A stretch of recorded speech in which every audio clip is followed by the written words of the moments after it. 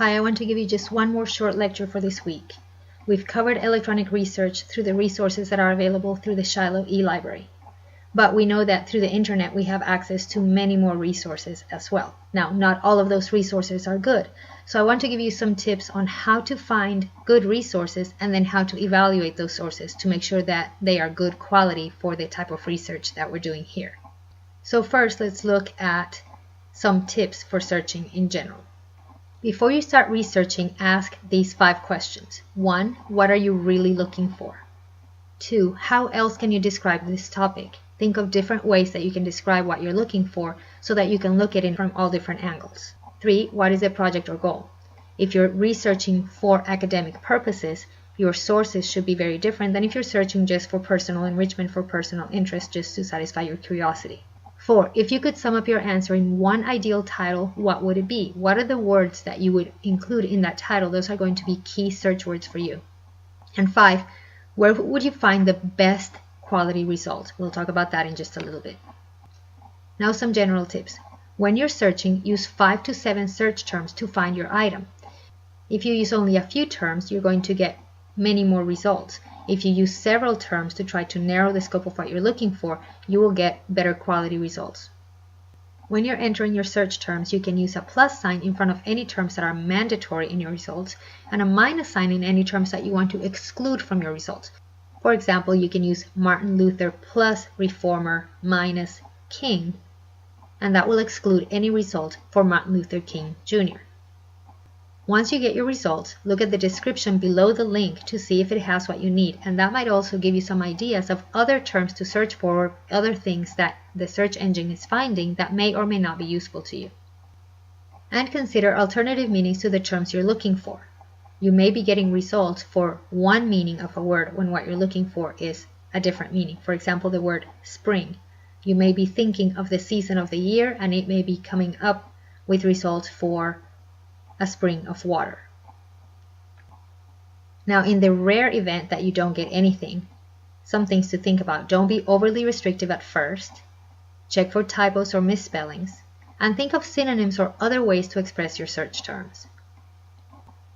When you get your results, focus only on the first 50 to 100 results. The results that the search engines give you are weighted toward how many of your terms they find on the sites. So only the first 50 to 100 results are going to be the best in terms of having the information that you're really looking for. Note also that most engines give weight to the first term used. In other words, when you're entering your search terms, you don't have to enter them in sentence form. You can enter them in the order of priority that you want to give to those search terms. Also, search on phrases instead of individual words. And you can use other tools to narrow the scope further. To do advanced searches, you can use Boolean operators and, or, and not.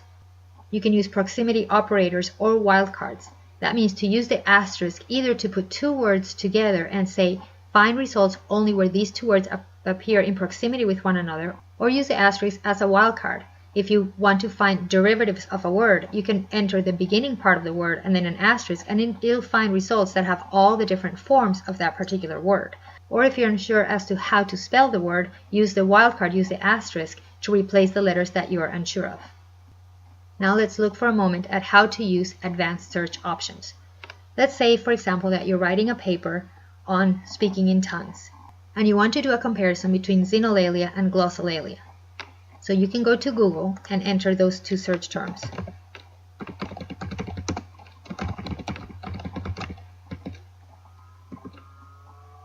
When you enter them just like that, you're going to get 2,770 results. Basically, it's looking for every instance where both of those words appear. If you wanted to expand that, you could use the OR operator. Now it's going to give you any results that have the word xenolalia and all the results that have the word glossolalia in them. So now we have 313,000 results. Now let's say that you want to find xenolalia or glossolalia, but only in the Book of Acts, because the study that you're doing is on the Book of Acts in the Bible. So we can use the word and say, I only want to find these 2 terms within the Book of Acts.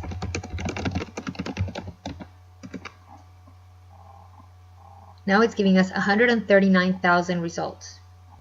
That seems like way too many. We shouldn't have found more than what we did before. What it's doing now is it's finding anything that has xenolalia or glossolalia and also book of Acts, those three as separate words. So let's search for a phrase instead and put book of Acts in quotation marks. That now gives us 22,400 results. If we wanted to narrow that further, we can say instead of xenolalia or glossolalia, we say xenolalia and glossolalia and book of Acts.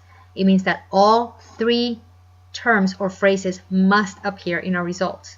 By using the word and, we are narrowing our scope. By using the quotation marks, we are narrowing our scope. Now we have 949 results, and we expect that all of these results are going to include xenolalia, glossolalia, and the phrase book of Acts. Now you have a more manageable search result. Now another useful tool is to do field searches. In other words, we're going to restrict our search not by the terms that we use, but by the fields that the search engine is going to look in to find the results for us. Let's say that we're doing some research on Martin Luther and the Reformation. We can enter the terms Martin Luther Reformation,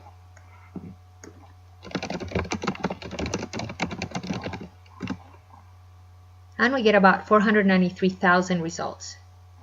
Now I'm going to say I want to find this only in the title. So in Google, you can go to the front of the search bar and type in title Martin Luther Reformation. Now you get 16,900 results. That means that it's finding these terms, Martin, Luther, or Reformation, in the title. Now what if I say all in title? All in title is going to look for these three words in the search. Now we have 11,900 results, and these are going to be the best quality results because these are going to be articles that specifically talk about Martin Luther and the Reformation. Sometimes information can be accessed by the type of site. Maybe you'd like to have a list of all educational web pages with the terms Martin Luther Reformation on them.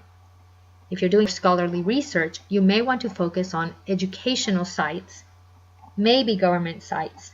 So here we're going to do a site search, and we're going to tell it what type of site to look for. So I'm going to say site:/edu, meaning it's an educational site, Martin Luther Reformation. And we get about 67,900 results, but notice that all of the results are educational sites. That means that those are published by colleges or universities. That's going to provide the best quality of results for academic research. Now we can narrow this further by combining both the site search and the title search. And we want to say site:/edu and in title Martin Luther Reformation. Now we have 221 results. These are going to be very good quality results for the type of search that we're doing. Now let's say that you want to find PDFs only. You can do file type PDF, Martin Luther Reformation, and you notice that all of the results that you get are PDFs. Now let's combine all of these and see if we can get very narrow results. I'm going to say that I want file type PDF. I want the site to be educational, and I want these three terms in the title. To be the safest, I'm going to use the in title before every single term. So in the title, I want Martin. In the title, I want Luther. And in the title, I want Reformation. Now we get 19 results. They are all PDFs. They're all from educational sites, and they all have Martin Luther and Reformation in them. So you can use these field searches to give you much narrower results that are going to be better quality for what you want. Now we know that not everything that's out there on the internet is going to be good quality material. We know anybody can put anything up on a website, and that doesn't mean that it's a good source for us to use. So what are some criteria that we can use to evaluate websites? Let me give you 5 that we can use as a measure of how good our sources are going to be. First, let's look at the page's authority. This is the extent to which material is the creation of a person or organization recognized as having definitive knowledge of a given subject area. This is why using sites such as .edu, educational sites, are going to give us better quality results. Some questions to ask: is it clear what organization, company, or person is responsible for the contents of the site? Is there a way to contact the organization, company, or person responsible for the contents of the site? In other words, do they stand behind the content that they've put out there on the web? And are the qualifications of the organization, company, or person responsible for the contents of the site indicated, especially if the source is not well known? You want to be able to know who is writing. Secondly, we want to evaluate the accuracy. This is the extent to which information is reliable and free from errors. Is the information free from grammatical and spelling errors? Lack of quality control and inaccuracy of information can be indicators that this is not a good, reliable source. Are the sources for factual information provided so the facts can be verified on the original source? Also, if there are any graphs, charts, or tables, are they clearly labeled and easy to read? Number 3, objectivity. This is the extent to which material expresses facts or information without distortion by personal feelings or other bias. Just as we do when we're evaluating a book, we want to know who the author is and what their biases may be. So ask yourself, is the point of view of the individual or organization responsible for providing the information evident? Also, is the page free of advertising? And if there is advertising and information on the page, is there a clear distinction between the two? Look at the website's currency. This is the extent to which material can be identified as up to date.